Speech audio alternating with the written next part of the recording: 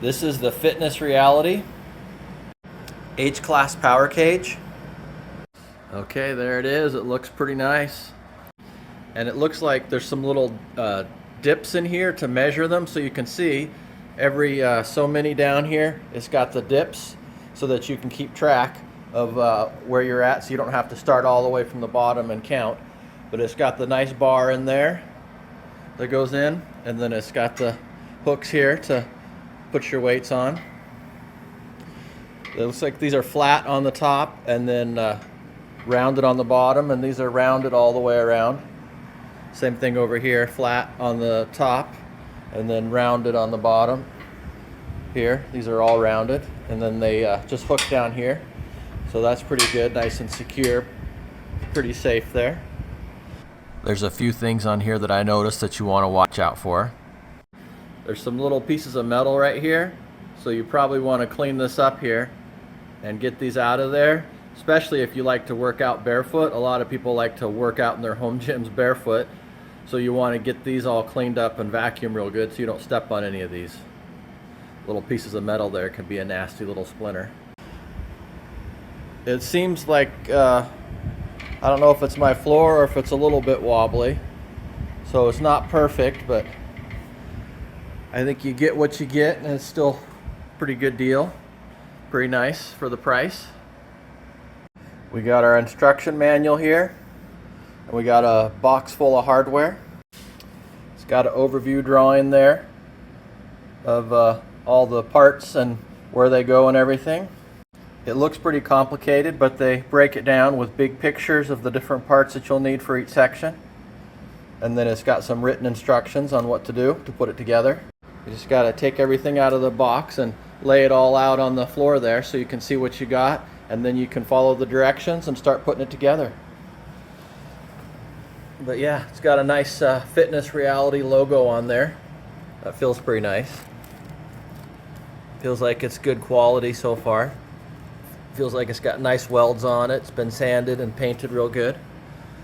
All right, I'm just gonna go ahead and take everything out of this box and lay it out here, and then we'll see what we got.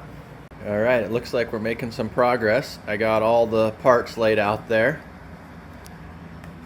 and then I got the hardware in here, and we're making progress on this. Now I got those pieces on there.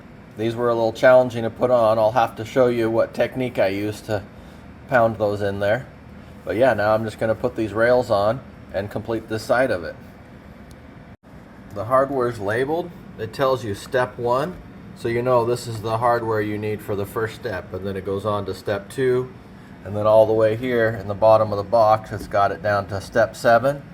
So that's a pretty cool way to keep your hardware organized there. So yeah, this should be pretty easy to put this together since they got it packaged so well. I had a little bit of problem getting these parts on here. They didn't really fit in there that good, so I had to bang them in there a little bit. I'll show you how I did that. So these parts didn't really want to fit in here too good. You try and put them in, you can't really get them in that good, but with just a little tiny bit of tapping here, you can get them to go all the way in here. But then you got to get this bottom piece in. Let me show you how I did that.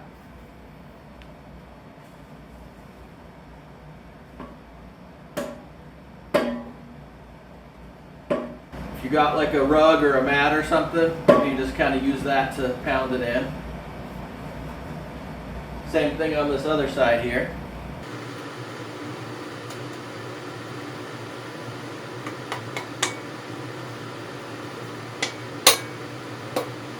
And then you got them in. And there's one more piece in the middle, we can do the same there. We got this piece for the middle that we need to pound on there. Oh, that one just clipped right on, no problem. The other issue I had is that the hardware is really oily. There's a lot of oil in the hardware, and so you want to be careful when you're putting this together. So I use some pieces of scrap cardboard. You can see you got that oil and stuff on there. It'll get on your rugs or your mat and stain it up. If you're worried about that kind of thing, just put down some scrap cardboard. And keep a rag handy. And it wouldn't hurt too. I like using a wrench there instead of, it came with 2 wrenches so you don't need anything. but it's a little bit easy to use a socket wrench there. It goes a little bit quicker. And it's easier on your hands if you got one with a nice grip on it compared to these. These will work, but they're kind of a little bit sharp on the edges there. And they're kind of hard to get in there and crank compared to a socket wrench. All right, I'll show you how I put this thing together. So you got the upside, make sure that goes up.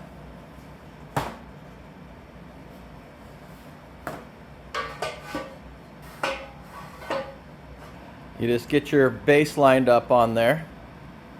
I decided to put the logo on the outside. I thought that'd look a little nicer. And then you just get out your hardware, whatever step you're on. We're on step 3, so we'll just get out that hardware. And like I said, this is a little oily here.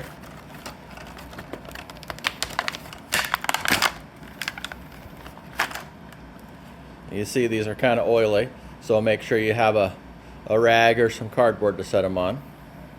You just unscrew the tops here on these 2 bolts and then put them through here. Get it lined up there.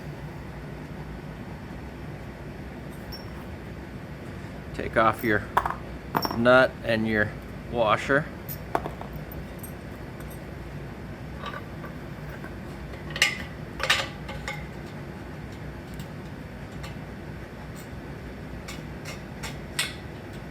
Just kind of move it around to get it to fit in there.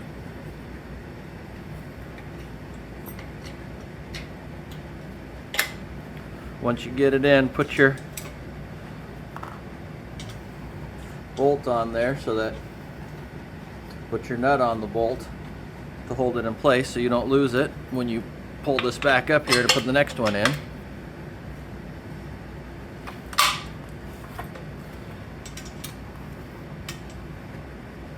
And you can see these got a locking thread there, so make sure that faces up, and then the regular thread faces down. This rubber in there will help lock it to keep it into place once you tighten it down.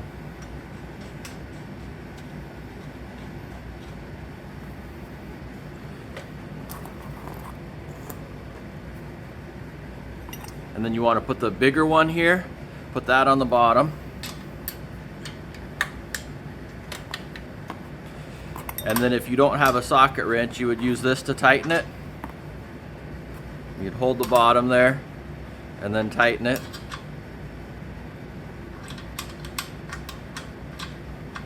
But that's kind of a pain. You gotta hold it just right to do it. But if you got a socket wrench here, you can just tighten it like that real quick. You can even go all the way around if you want. And make quick work of it. Hold on to the bottom there. And then you can just run your socket wrench around. Once you get it in there, it should be locked pretty good. If you don't think you got the other one tightened up all the way, you can put your wrench back on the bottom. Tighten it a little bit more, but I think we're good. All right, there you go. That's how we put that on there. Attaching the top can be a little tricky. So I brought my toolbox over here and just kind of leaned it up against there. So I kind of got it in position to where I want it in the room here. So that way it won't be too hard to move it around to where I want it once I get it put together, because it'll be pretty heavy once it's put together. Another thing to watch out for is don't forget to put these brackets on. These brackets go up here on this side, and I forgot to put these on here. So we're going to go ahead and put these on.